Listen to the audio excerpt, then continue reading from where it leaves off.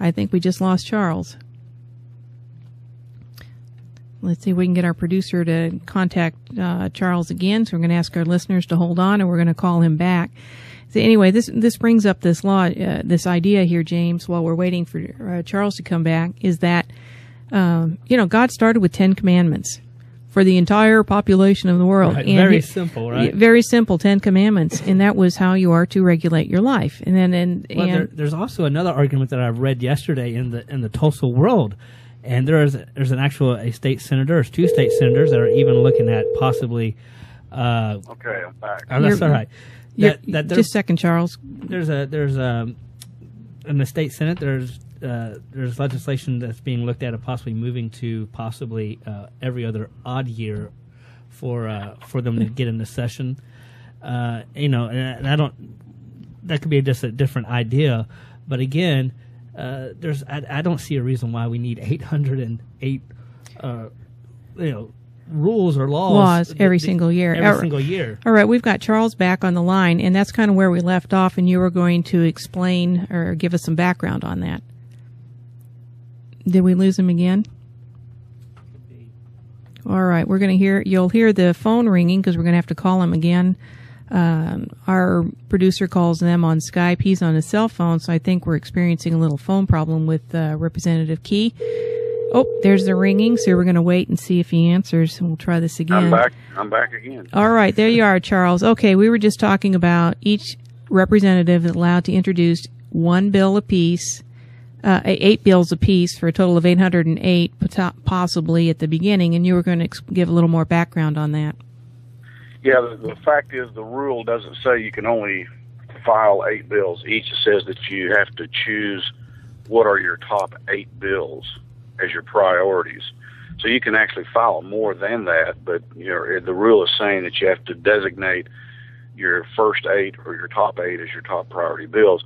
And one of the reasons that was put in place was to try to get a handle on the number of bills that are heard, but it was also somewhat in response to criticisms of this heavy-handedness that we have of committee chairmen and other leaders to not hear bills. And it implied that members could say, well, here's my top 8, and these are the bills I really want heard. And then somehow you'd get to hear those bills. Fact is, they don't honor that priority of 8 bills anyway. But let me say this about the number of bills. I'm a citizen legislator, and I look at it, and I don't like all the laws that continually get passed either. In my opinion, the focus really needs to be on freedom and openness, not on restricting the number of bills, because I think it will police itself to a large degree if we have openness and transparency and freedom, because a lot of the things that go on in the legislature are done because legislators want to give the appearance of doing something, maybe that a constituent asked them to do, a group of constituents or others, or they want to be able to put it on a brochure or something like that. There is a certain amount of that goes on, and there's not an intent to carry through with a piece of legislation. It's really to be able to say, I filed bill number such and such to do X, Y, and Z, and sometimes it's parenthetically said, and that committee chairman wouldn't hear it, but I filed it. And those kinds of situations and some others would be eliminated if members didn't have that excuse anymore to blame what goes on in the legislature on someone else that allegedly wouldn't hear their bill. The other thing that would self-police this is that when you have members that file a lot of bills and they're wanting a large number of their bills heard all the time, you're going to have other members that are going to not like that. They're going to react against that, and it will self-police itself. And one more thing, the rule that I'm proposing doesn't guarantee or cause all bills to be heard. It only prohibits this practice of not hearing bills when someone doesn't like it. And that's what really has to be stopped. It's not that, we've got to hear all the bills that are filed. That's not the point.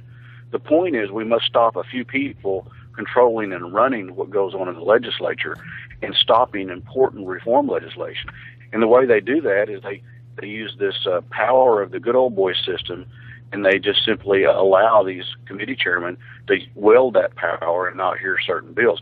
That's what must be stopped, because, again, what they're doing is they're saying no to citizens. They're saying no to representative government. Well, Representative they're Key, saying no representation. How do you propose you to get that rule changed? I mean, you're fighting against the good old boy system, and of course they're going to reject such a rule. What are you doing, or how can you assure a rule change like that to actually occur? Well, nobody can assure anything to pass in the legislature. Right. But what will happen is I will offer the amendment when the rules are taken up on the first day of session on February 7th. And, there's some times in the past when I was in the legislature when the Democrats were in the majority, and there was one year that they had a good time with this issue. They said to me privately, they said, well, we thought it would be funny to hear the bill that's going to make us hear the bills. And we all had a good laugh with that. So that what they could do this year is they could choose not to hear it. Now, I've been told they're not going to conduct the business that day when we take up rules in that way. They're going to allow a free, kind of a free reign and openness of all members to offer amendments that they want to offer. We'll see if that happens, and I trust that it will. If they do, then it's going to be up to each and every member to take a stand and vote which side of this issue they're on. Are they for allowing their constituents to be heard through them, or are they going to allow people to run the legislature and the House itself? I hope that they choose to vote not only in their constituents' interest, but their interest as representatives of the people, that when they come up there and they file legislation that it's either requested by the constituents or they think very important, that it at least deserves a hearing and a vote. On that issue of a hearing and a vote, will this be part of being broadcast, or if people are actually there in the chambers, in the balcony listening to this, is this going to be a recorded vote, or this discussion on it so will be open and available to the public to hear how their legislator, whether they debated against this proposed rule, or advocated for it? Will that be available to the public?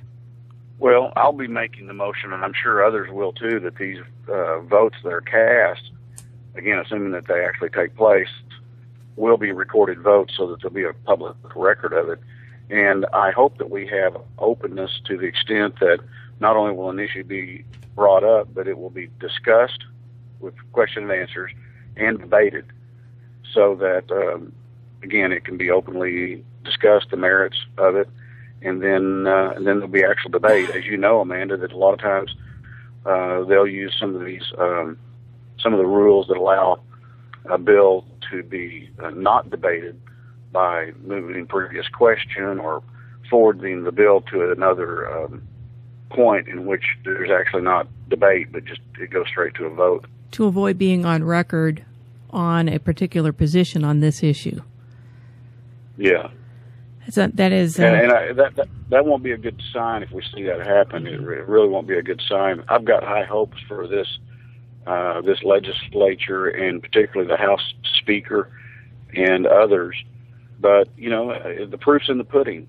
Time will tell, and we're getting ready to find out how this legislature is actually going to be conducted. I think the next 2 years are going to be very interesting, and it's going to be.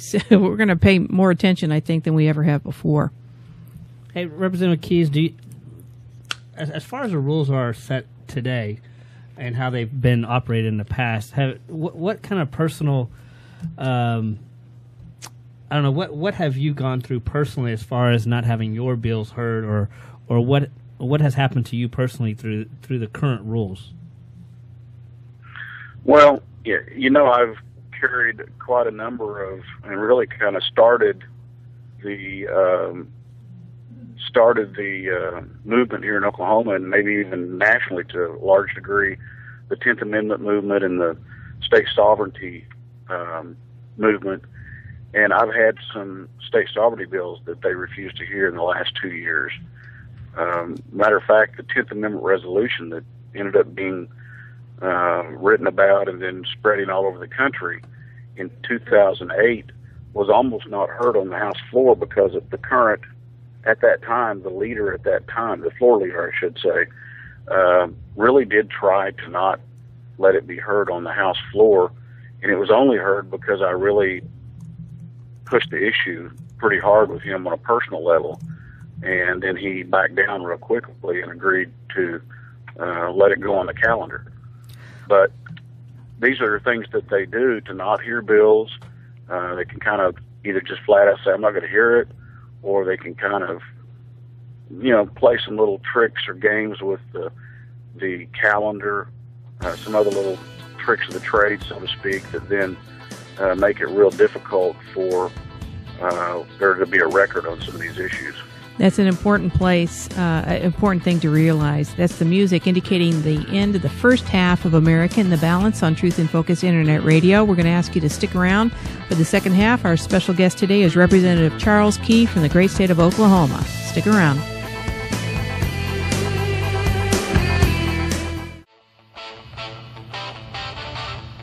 And welcome back to the second half of America in the Balance on Truth in Focus Internet Radio. This is Amanda Teagarden in studio with James Parsons, the co-host. And our website is ok-safe.com. That's ok-safe.com. Lots of good information. We are in the midst of having, this is January 2011 broadcast, and we are in the midst of having training classes entitled Citizen Involvement in the Legislative Process. And we would like to direct your attention, if you live in the Tulsa or Broken Arrow area of Oklahoma, the northeast part of the state, that the next class will be on Saturday, January 22nd, 2011, from 9 until 12:30, and the address is located on our website. And it is important for people to exercise their civic responsibility and get engaged, understand the legislative process. These folks work for you, but only if they know who you are. And our special guest today is Representative Charles Key, who is probably known throughout the United States as the 10th Amendment man, and very well known for a lot of reasons, and for a lot of different standing his ground activities. And we're very fortunate to have him as a legislator in the state of Oklahoma. He is our guest today, and we've been discussing a proposed rule change in the Oklahoma House to actually introduce a rule that says all the bills shall have a hearing and may be voted on, but so that there is actual representation throughout the state. The other issue that Charles is known for throughout in many places is the issue of nullification. And there's some confusion about what nullification is. It is not disobeying a law, but what really is it? Are you, Charles, are you back? Yes, I'm here.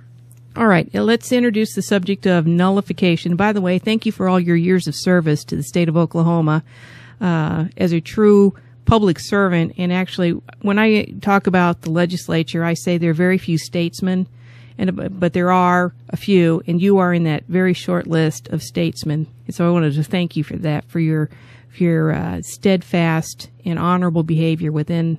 I truly believe that you are trying to do what is the right thing to do, for the right reasons. Oh, I appreciate that. Thank you. And probably the reason why a lot of his legislation doesn't get heard. It's not politically motivated. That's right. That's right. All right. Nullification. What is this?